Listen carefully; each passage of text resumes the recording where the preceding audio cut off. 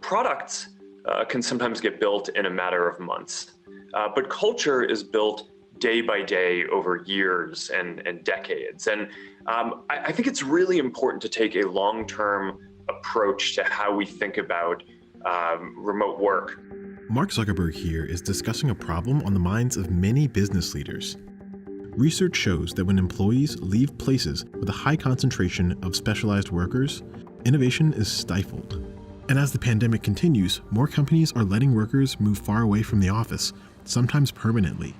So, why is proximity important, and what are companies doing to adapt to their decentralized workforces? Over the decades, tech companies like Apple, Tesla, and Facebook opened offices in Silicon Valley, creating a hub of specialized tech workers. Business leaders and economists say that this proximity is key to the success of a new venture. Research from the labor economist Enrico Moretti suggests that when specialized workers live near one another, their companies gain a competitive advantage.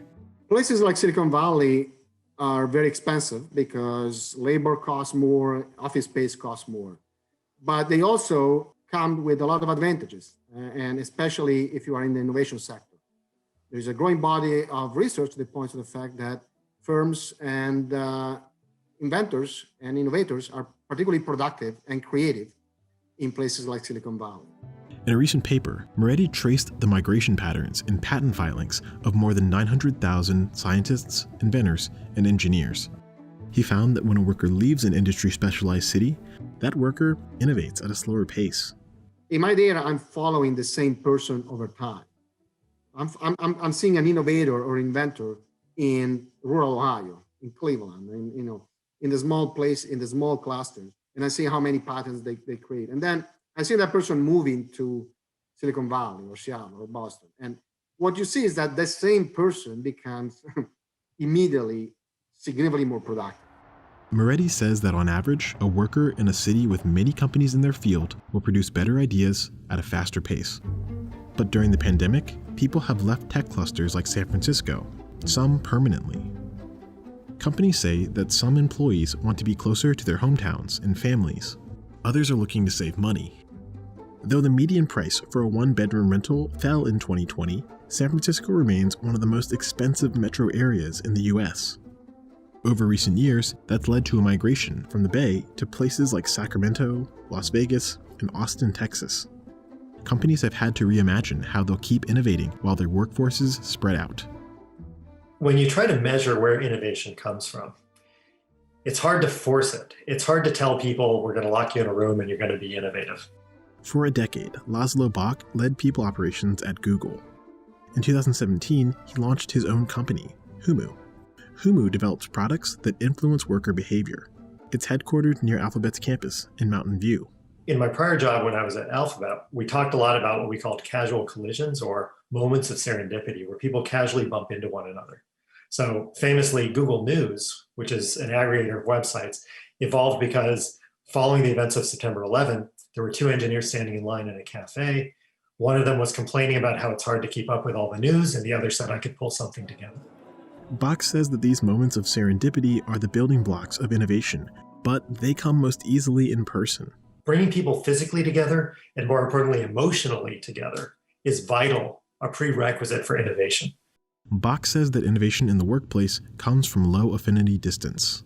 Affinity distance is central to innovation and productivity. It's that sense of closeness, of connectivity, of psychological safety that allows somebody to say, I've got a crazy idea, I'm going to try that. And the challenge with remote work is when you've been around people and hung out with them and talked about their kids and had water cooler conversations, you get low affinity distance. We get closer to one another. Some companies prefer to develop those bonds in person, and others are leaning into the remote experience. There's a handful of companies that are saying, we're just going to be remote forever. We're going to hire people wherever they want to be, and that's how it's going to be. In the short term, companies are turning to their own products to build community. Facebook, for example, is adding workplace-friendly features to its Portal video conferencing product. So we use our own product, our nudge engine, and it's great at finding those little moments where people can actually connect and be human and innovate.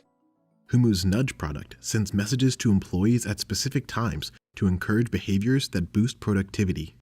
For example, it might send a nudge that suggests changing up weekly virtual team bonding activities.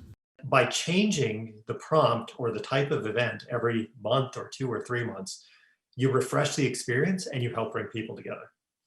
Other companies are cutting down on avoidable meetings and designing workflows that accommodate people who live in different time zones. An example of this might be having a really, really clear problem statement in a Google document and a proposed solution to that, and having multiple people being able to weigh in on that document, giving comments on their own time, and then that being sufficient enough for the project leader to synthesize all that information and make the next iteration of that proposed solution. Dominique Baillet shapes the employee experience at Coinbase, a San Francisco tech company that is now remote first.